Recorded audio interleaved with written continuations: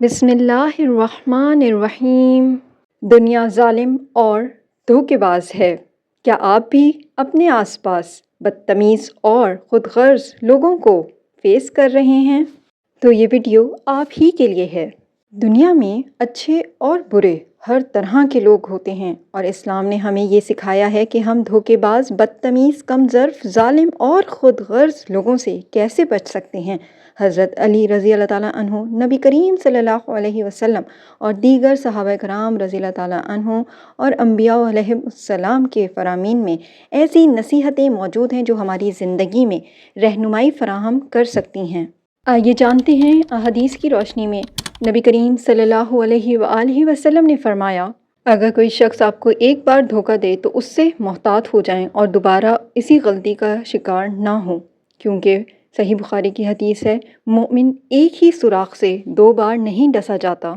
اسلام میں دھوکہ دینا سخت حرام ہے، اور اگر کوئی شخص بار بار دھوکہ دیتا ہے تو اس سے دور رہنا ہی بہتر ہے، کیونکہ صحیح مسلم کی حدیث ہے، جس نے ہمیں دھوکہ دیا وہ ہم میں سے نہیں۔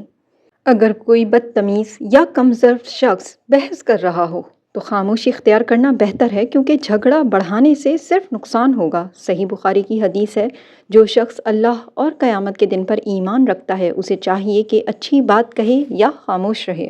بدتمیزی کا جواب نہ دو، صبر کرو۔ پیارے نبی صلی اللہ علیہ وآلہ وسلم نے فرمایا، جب کوئی جاہل تم سے جھگڑا کرے تو کہہ دو سلام ہو تم پر، اور سورہ فرقان کی آیت میں بھی اسی طرح کی بات سمجھائی گئی ہے۔ اگر کوئی بدتمیزی سے آپ سے بات کر رہا ہو تو سختی کے بجائے نرمی سے بات کریں۔ صحیح مسلم کی حدیث ہے، اللہ نرمی کو پسند کرتا ہے اور ہر معاملے میں نرمی کو پسند فرماتا ہے۔ کمظرف لوگ اکثر فضول بحث کرتے ہیں، ایسے میں خاموشی اختیار کرنا بہتر ہے۔ حدیث میں ہے، میں اس شخص کے لیے جنت کے درمیان میں گھر کی ضمانت دیتا ہوں جو حق پر ہونے کے باوجود بحث و مباحثہ چھوڑ دے۔ اگر کوئی شخص بار بار آپ کی عزت نفس مجروح کرے تو اس سے فاصلہ رکھنا بہتر ہے، کیونکہ حدیث میں ہے، آدمی اپنے دوست کے دین پر ہوتا ہے، بس ہر شخص غور کرے کہ وہ کس سے دوستی کر رہا ہے۔ اگر کوئی انسان آپ کو پریشان کر رہا ہے تو بہترین طریقے سے اسے نظر انداز کرنا ہے، کیونکہ آپ کی عزت اور سکون زیادہ قیمتی ہیں۔ سنن ترمذی میں حدیث ہے، کسی شخص کے اسلام کی خوبصورتی میں سے یہ بھی ہے کہ وہ بے فائدہ باتوں کو چھوڑ دے۔ ظالم لوگوں سے دور رہنا اور خود بھی ظلم نہ کرنا بہت ضروری ہے، کیونکہ ظلم کرنے والا دنیا و آخرت میں رسوا ہوتا ہے۔ حدیث میں ہے، ظلم سے بچو، کیونکہ ظلم قیامت کے دن اندھیروں میں بدل جائے گا۔ ایسے لوگوں کے بارے میں حضرت علی رضی اللہ تعالیٰ عنہ کے اقوال، جس پر احسان کرو اس کے شر سے بچو، یعنی بعض لوگ احسان فراموش ہوتے ہیں اور بجائے شکر گزاری کے نقصان پہنچانے کی کوشش کرتے ہیں۔ ایسے لوگوں سے محتاط رہنا ضروری ہے۔ کمظرف کے ساتھ بحث میں نہ پڑو، کیونکہ وہ اپنی جہالت کے ہتھیار سے تمہیں نیچا دکھانے کی کوشش کرے گا، یعنی بعض لوگ ضد اور جہالت میں ڈوبے ہوتے ہیں، ان سے بحث کرنے کے بجائے خاموشی بہتر ہے۔ بے وقوف کی خاموشی ہی اس کا سب سے بہترین جواب ہے۔ بعض لوگ اپنی بدزبانی سے دوسروں کو تکلیف پہنچاتے ہیں، ایسے میں ان کے ساتھ الجھنے کے بجائے صبر اور خاموشی بہترین رد عمل ہے۔ جس نے تمہیں ایک بار دھوکہ دیا، اگر تم دوبارہ اس پر بھروسہ کرو گے تو تم خود قصوروار ہو۔ اگر کوئی شخص ایک بار دھوکہ دے تو دوبارہ اس کے جھانسے میں نہ آنا عقل مندی ہے۔ ظالم کے ساتھ دوستی مت کرو، کیونکہ وہ تمہیں بھی ظالم بنا دے گا۔ برے لوگوں کے ساتھ رہنے سے انسان بھی ان جیسا بن جاتا ہے، اس لیے ایسے لوگوں سے دور رہنا بہتر ہے۔ کمظرف کی دوستی ایسے درخت کی مانند ہے جو بے موسم سوکھ جاتا ہے اور کبھی سایہ نہیں دیتا۔ کمظرف اور خود غرض لوگ مشکل وقت میں ساتھ چھوڑ دیتے ہیں، اس لیے ان سے دوستی فائدہ مند نہیں۔ حضرت علی رضی اللہ تعالیٰ عنہ کا ایک قول یہ بھی ہے کہ جب عقل مکمل ہو جاتی ہے تو باتیں کم ہو جاتی ہیں، یعنی زیادہ بولنا بعض اوقات مسائل کو بڑھا دیتا ہے، اس لیے عقل مند لوگ ناپ تول کر بات کرتے ہیں، خاص طور پر برے لوگوں کے سامنے۔ برا دوست سانپ سے بھی زیادہ خطرناک ہوتا ہے، کیونکہ سانپ تو صرف جسم کو نقصان پہنچاتا ہے، لیکن برا دوست روح کو بھی تباہ کر دیتا ہے۔ اگر آپ اپنی زندگی میں کامیابی چاہتے ہیں تو دوستی کرتے وقت بہت احتیاط کریں۔ کیا نہج البلاغہ حدیث کی کتاب ہے؟ نہج البلاغہ حدیث کی کتاب نہیں ہے، بلکہ حضرت علی رضی اللہ تعالیٰ عنہ کے اقوال، نصیحتیں اور حکومتی امور سے متعلق خطبات کا مجموعہ ہے۔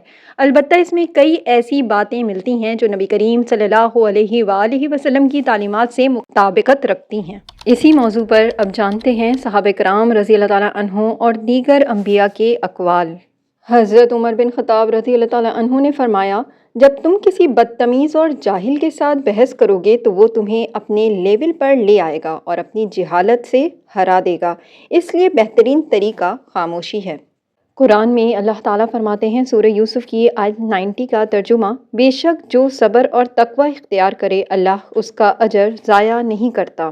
حضرت یوسف علیہ السلام کے بھائیوں نے ان سے حسد کیا اور انہیں کنویں میں پھینک دیا، لیکن اللہ نے انہیں عزت دی۔ حضرت ابوبکر صدیق رضی اللہ تعالیٰ عنہ کا فرمان ہے، سب سے زیادہ عقل مند وہ ہے جو فتنہ پرور شخص کو پہچان کر اس سے دور رہے۔ فتنہ پھیلانے والے لوگ معاشرے کے لیے نقصان دہ ہوتے ہیں، ان سے دور رہنا ہی عقل مندی ہے۔ حضرت عمر فاروق رضی اللہ تعالیٰ عنہ کا فرمان ہے کہ کم ظرف شخص کے ساتھ رہو گے تو اس کی کم ظرفی کا شکار بنو گے۔ کم ظرف لوگ ہمیشہ دوسروں کو نیچا دکھانے کی کوشش کرتے ہیں، ان سے فاصلہ رکھنا بہتر ہے۔ حضرت عثمان غنی رضی اللہ تعالیٰ عنہ کا فرمان ہے، بدتمیز اور بدزبان شخص کی سب سے بڑی سزا یہ ہے کہ اسے نظر انداز کر دیا جائے۔ بعض لوگ محض دوسروں کو تکلیف دینے کے لیے بدتمیزی کرتے ہیں، ایسے لوگوں کو جواب دینے کے بجائے انہیں نظر انداز کرنا بہترین حکمت عملی ہے۔ حضرت حسن بصری رحمہ اللہ کا فرمان ہے کہ بدتمیز اور کم ظرف لوگوں کے ساتھ نہ بیٹھو، کیونکہ ان کے رویے تمہیں بھی متاثر کریں گے۔ برے لوگوں کے ساتھ زیادہ وقت گزارنے سے انسان بھی ان جیسا بن جاتا ہے، اس لیے ان کی صحبت سے بچنا ضروری ہے۔ حضرت یوسف علیہ السلام کی حکمت، جب تم پر ظلم ہو تو اللہ سے مدد مانگو اور اپنی زبان اور ہاتھ سے انتقام نہ لو۔ ظالم اور کم ظرف لوگوں کے مقابلے میں صبر اور اللہ پر بھروسہ سب سے بہترین حکمت ہے۔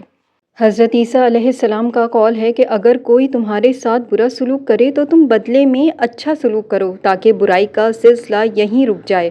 برے لوگوں کے ساتھ بھلائی کرنے سے بعض اوقات ان کے دل بدل جاتے ہیں اور وہ اپنی برائی سے باز آ جاتے ہیں۔ حضرت موسیٰ علیہ السلام کا قول ہے، ظالم کے ساتھ بحث نہ کرو، کیونکہ وہ نہ حق کو قبول کرے گا اور نہ ہی اپنی غلطی تسلیم کرے گا۔